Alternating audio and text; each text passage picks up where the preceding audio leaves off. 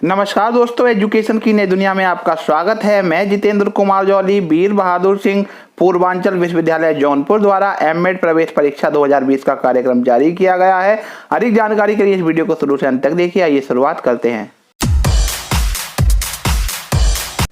सबसे पहले eligibility criteria की बात करते हैं तो यहाँ पर दिया हुआ है ऐसे कैंडिडेट जिन्होंने बीएड किया है, बीए बीएड किया है, बीएससी बीएड किया है या फिर बीएलएड किया है और उसमें इनके 50% अंक हैं तो वे लोग यहाँ पर आवेदन कर सकते हैं। ऐसे कैंडिडेट जिन्होंने डीएलएड 50% अंकों के साथ में किया है, यानी कि बीटीसी किया है 50% अंकों के साथ में और 50% अंकों के साथ में उसने स्नातक भी किया है, तो वे लोग भी यहाँ पर आवेदन कर सकते हैं। अनुसूचित जाति, अनुसूचित जनजाति, पिछड़ा वर्ग, विकलांग, स्वतंत्रता संग्राम सेनानी आश्रित को आरक्षण राजज्ञ के अनुसार देय होगा जो अनुदानित महाविद्यालयों में लागू होगा और इसके लिए यहाँ पर कैंडिडेट को इससे संबंधित प्रमाण पत्र जमा करना होगा। ईडब्ल्यूएस का आरक्षण भी कैंडिडेट को मिलेगा जो 10% होगा। शासनादेश अनुसार 20% सीटें सभी महाविद्यालयों में महिलाओं के लिए रिजर्व की गई हैं। अन्य प्रांतों के जो छात्र हैं उनको भी यहाँ पर 5% का रिजर्वेशन दिया गया है। प्रवेश परीक्षा में प्राप्त अंकों के आधार पर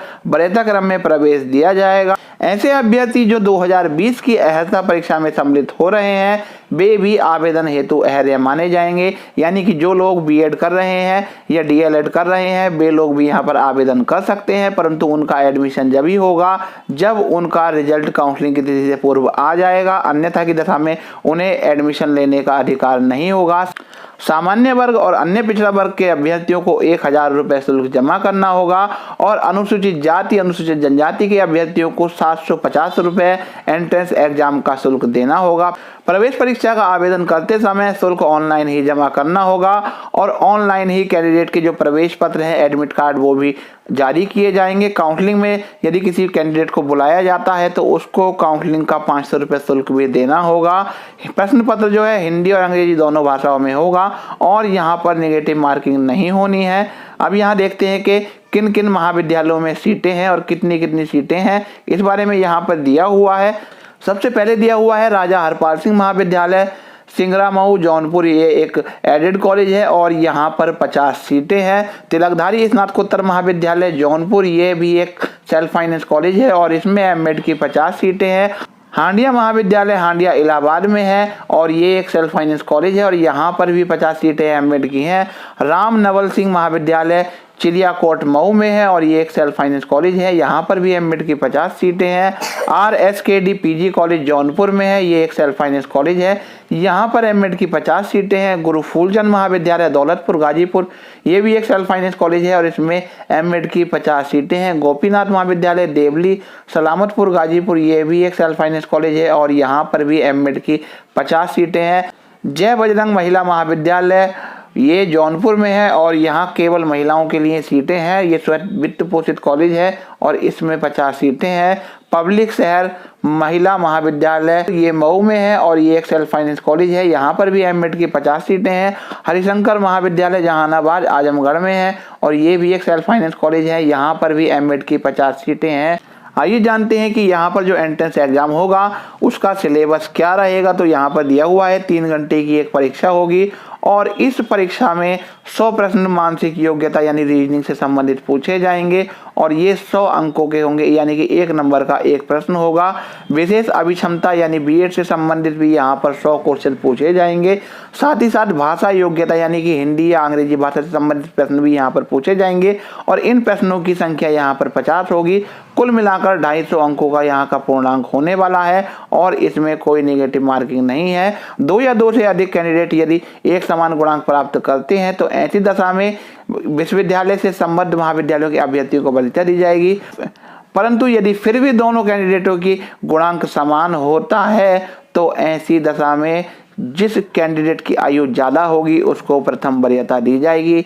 आइए इंपोर्टेंट डेट्स के बारे में बात करते हैं। तो देखिए, विज्ञापन 28 फरवरी 2020 को प्रकाशित किया जा चुका है और 1 मार्च 2020 से आवेदन करने की प्रक्रिया प्रारंभ हो गई है और कैंडिडेट 31 मार्च 2020 तक आवेदन कर सकते हैं।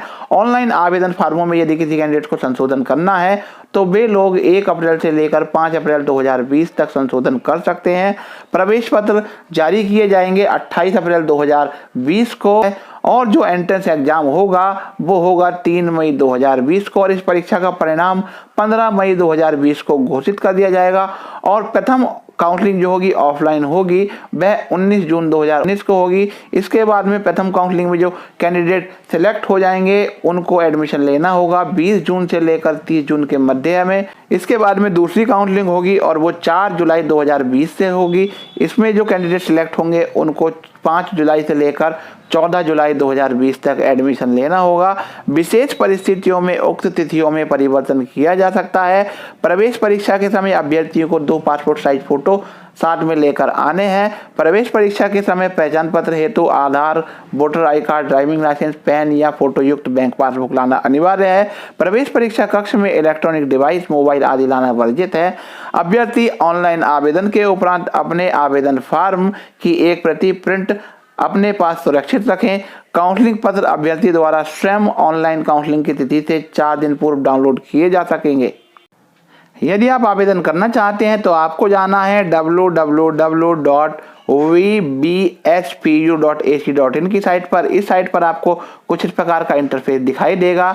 यहाँ पर आपको एक लिंक दिखाई देगा एडमिशन, इसके ऊपर आपको क्लिक कर देना है। इसके ऊपर क्लिक करने के बाद में आप एक नए पेज पर पहुँच जाएंगे और यहाँ पर आपको बहुत सारे लिंक दिखाई देंगे।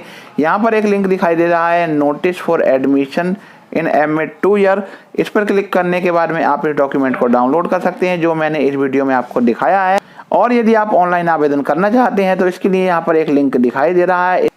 इस पर क्लिक करने के बाद आप ऑनलाइन आवेदन कर सकते हैं।